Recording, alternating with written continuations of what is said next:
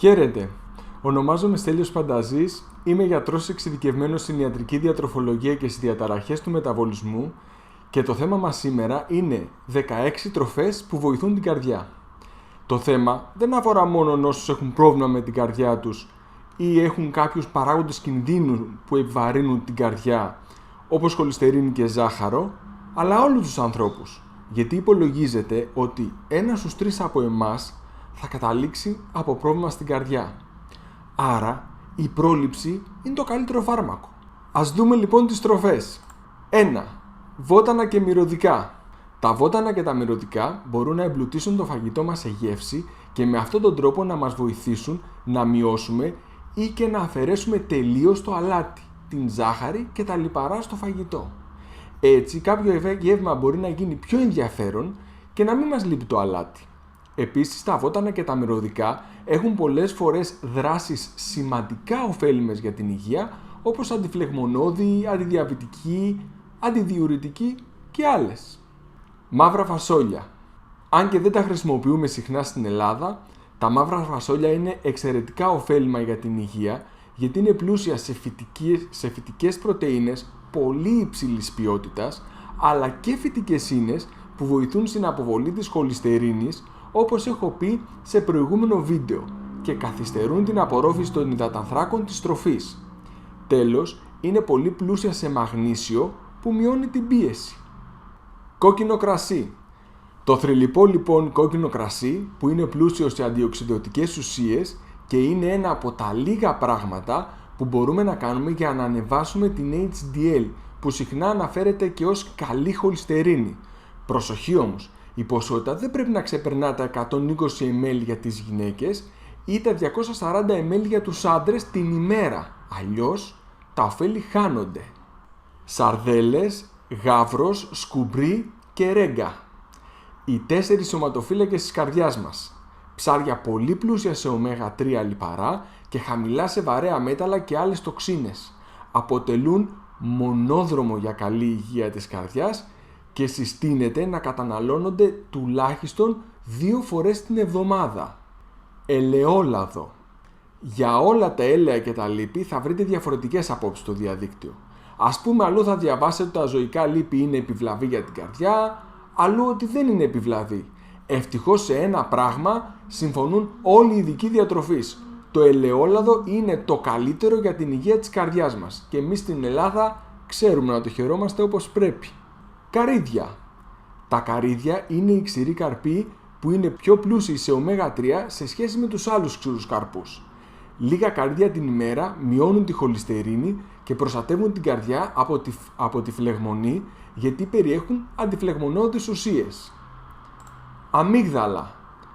Αν και δεν είναι τόσο προστατευτικά για την καρδιά όσο τα καρύδια, τους αξίζει μια θέση στη λίστα, γιατί περιέχουν πολλές φυτικές ίνες, καλά λιπαρά και αντιφλεγμονώδεις ουσίες.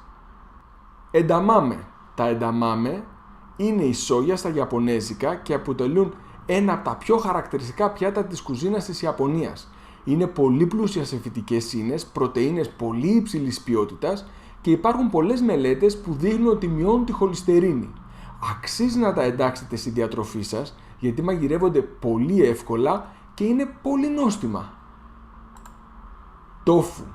Κάνω αυτή τη δουλειά σχεδόν 20 χρόνια και έχω προσπαθήσει πάρα πολύ να εκπαιδεύσω αρκετούς πελάτες μου να εισάγουν το τόφου στην καθημερινή τους διατροφή, γιατί είναι πολύ πλούσιο σε θρεπτικά συστατικά και κάνει πολύ καλό στην καρδιά.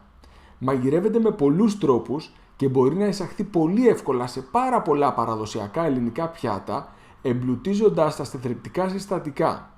Το τόφου δεν έχει γεύση και δεν αλλάζει τη γεύση που έχει ένα πιάτο, απλά το κάνει πιο θρεπτικό. Γλυκοπατάτες. Οι γλυκοπατάτες έχουν καταπληκτική γεύση, πολύ ανώτερη από αυτή που έχουν οι άσπρες πατάτες, αλλά εκτός από αυτό είναι και πολύ πλούσιες σε βιταμίνες, αντιοξυδωτικά και λικοπένιο που βοηθάει την καρδιά. Επίσης, σε αντίθεση με τις άσπρες πατάτες, έχουν χαμηλό γλυκαιμικό δείκτη, δηλαδή δεν αυξάνουν απότομα το ζάχαρο του αίματος. Πορτοκάλια. Τα πορτοκάλια έχουν πολλά ωφέλη για την καρδιά. Αρχικά περιέχουν ως φυτικές ίνες τις πικτίνες, που είναι φυτικές ίνες που μειώνουν τη χολυστερίνη. αλλά έχουν και κάλιο που μειώνει την πίεση. Άρα το όφελος είναι διπλό. Να τονίσουμε όμως ότι αυτά ισχύουν μόνο για τα πορτοκάλια και όχι για το χυμό τους. Γιατί όταν κάνουμε τα πορτοκάλια χυμό, οι φυτικές ίνες και οι βιταμίνες μένουν κολλημένες στην πορτοκαλόκουπα και τις πετάμε στα σκουπίδια, ενώ είναι ό,τι πιο πολύτιμο έχουν τα πορτοκάλια. Παντζαρόφυλλα. Τα παντζαρόφυλλα είναι εξαιρετικά πολύτιμα στα θρεπτικά συστατικά και φυτικές ίνες. Οι φυτικές ίνες βοηθούν στη μείωση της χολυστερίνης και του ζαχάρου, ενώ το μαγνήσιο και το κάλιο που περιέχουν βοηθούν στη μείωση της αρτηριακής πίεσης. Βρώμη. Η βρώμη είναι πολύ πλούσια σε φυτικές ίνες που μειώνουν τη χολυστερίνη και βοηθούν στη ρύθμιση του ζαχάρου, αλλά μας κρατάνε και χορτασμένους περισσότερη ώρα. Αν θέλετε να γλυκάνετε το πρωινό σας με βρώμη, προτιμήστε τις ταφίδες ή τα βατόμουρα από το μέλι ή τα άλλα γλυκαντικά για περισσότερα ωφέλη για την καρδιά. Λιναρόσπορος. Όπως έχω ξαναπεί, δεν έχω βρει ένα καλό για την υγεία που να μην το κάνει ο λιναρόσπορος. Άρα είναι αναμενόμενο να ωφελεί σημαντικά και την καρδιά. Ο λιναρόσπορος είναι πλούσιος σε ω3 που βοηθούν πάρα πολύ την καρδιά, αλλά και πολύ υψηλής ποιότητας φυτικές πρωτεΐνες. Ο λιναρόσπορος είναι πλούσιος σε κάτι ειδικές φυτικές ίνες που ονομάζονται λιγνίνες και βοηθούν την καρδιά και την υγεία μας με πολλούς τρόπους. Κυρίως με βοήθεια στη ρύθμιση του βάρους, τη ρύθμιση του ζαχάρου και της χολυστερίνης, αλλά και την προστασία από κάποιες μορφές καρκίνου. Κεράσια. Τόσο τα κεράσια όσο και τα βύσσινα είναι πλούσια σε μια ομάδα από αντεξοδιωτικές ουσίες που ονομάζονται ανθοκιανίνες που προστατεύουν τα αγκία. Να τονίσουμε ότι τα ωφέλη εξανεμίζονται όταν τα συνδυάζουμε με ζάχαρη και άλλες γλυκαντικές ουσίες. Άρα ξεχάστε την πισινάδα. Μύρτιλα. Τα μύρτιλα συμπυκνώνουν πολλές θρεπτικές ουσίες που κάνουν καλό όχι μόνο στην καρδιά αλλά και σε όλο το σώμα. Όπως τα κεράσια και τα βύσσινα περιέχουν ανθοκιανίνες, αυτές οι θαυματουργές αντιοξυδοτικές ουσίες που βοηθούν την καρδιά αλλά και άλλες σημαντικές ουσίες. Όπως είχα πει σε παλιότερο βίντεο, τα κατεψυγμένα μύρτιλα είναι η καλύτερη επιλογή όχι μόνο για την ευκολία στην κατανάλωσή τους, αλλά και γιατί η κατάψυξη επιτρέπει στις θρεπτικές ουσίες να είναι πιο βιοδιαθέσιμες για απορρόφηση. Άρα αυτή είναι η μορφή που επιλέγω.